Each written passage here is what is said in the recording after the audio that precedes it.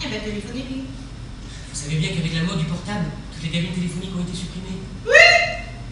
Maintenant que les portables sont interdits, tant que les cabines soient reconstruites, nous serons déjà loin. Vous croyez vraiment que les téléphones mobiles envoyaient des ondes destructrices sur la Terre? Oui, évidemment. Mais rappelez-vous déjà qu'en 1998, il fallait les éteindre dans les hôpitaux et dans les avions. Heureusement que nos chercheurs se sont aperçus à temps des dégâts que pouvaient provoquer ces prothèses auriculaires à notre univers.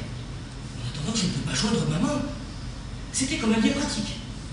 Même si elle vous avait explosé dans le pont auditif. C'était quand même bien pratique. Yo, vous êtes bien allé aux toilettes tout à l'heure? J'ai l'impression qu'elles sont fermées. C'était occupé. Occupé par qui? Y a personne à part vous.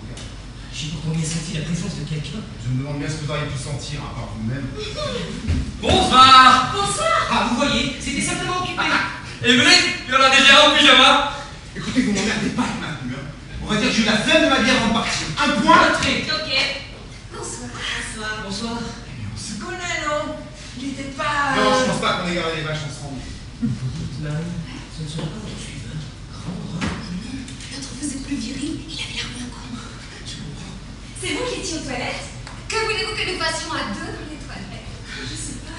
Un petit câlin, par exemple? Bah là, j'ai du mal à les imaginer. Hein. La suivante de madame doit être rouillée quand elle a la clé de monsieur à avoir manqué d'huile. Vous êtes très mal élevé. Ni mal ni bien, j'ai jamais été élevé. Monsieur Promet. Vous n'étiez donc pas à l'intérieur des WC. Nous venons simplement de chez nous. Mais quel est le problème? Quelqu'un s'est enfermé dans les pipi rooms. Dingue, hein? Je m'appelle Marie. Oh, je vous ai mis du rouge. Jacques Malavoie. Ma femme Evelyne. Vous avez une jolie cravate. Merci. C'est vous qui sentez si fort. Ah, tu vois, quand je te dis que tu sens mauvais.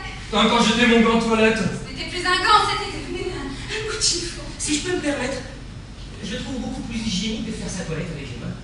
Qu'en pensez-vous, Marie? Oh oui, je suis assez d'accord. Ah, tu vois? J'aime le contact du savon qui glisse sur la peau. C'est sensuel. Arrêtez, c'est dingue. Vous me demandez de prendre une douche. Ce ne serait pas du luxe. Oh. Est-ce bien là le lieu du rendez-vous? On a bien cru qu'on n'y arriverait jamais. À cause des yo-yo. Oh non, ces embouteillages. Et allons, voyons, vous savez bien qu'il n'y a aucun yo-yo dehors le samedi soir puisque le gouvernement les réunit au ministère pour leur donner leur drogue. Oui, mais la dose que leur fournit l'État ne leur suffit plus. Maintenant, les yo-yo ont besoin de fric pour acheter encore plus de cette saloperie. Ne soyez pas vulgaire. De toute façon, moi, je suis équipé pour lutter. Dingue. Eh oui. Il est loin le temps de l'héroïne où les drogués devenaient des locaux. Aujourd'hui, la liotine produit l'effet inverse. La force de ces nouveaux drogués est multipliée. D'où le danger pour vous. Pourvu qu'il ne soit rien arrivé à ma petite maman.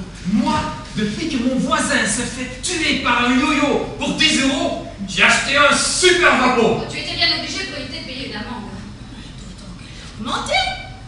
Mais si la police vous arrête aujourd'hui sans vapeau, ça vous coûte 800 €. 800 €? Tu te rends compte, ma chérie? En 2001, ça faisait encore pas plus que 5 000 francs. Dingue. Et l'amende que vous payez si vous ne portez pas de masque. Mais elle est pas dingue.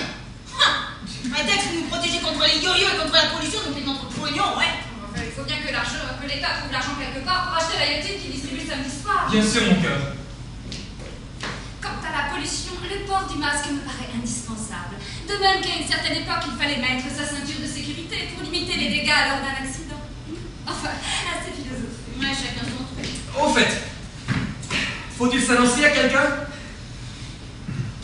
Vous êtes peut-être la responsable. J'ai une tête de géo du Clément.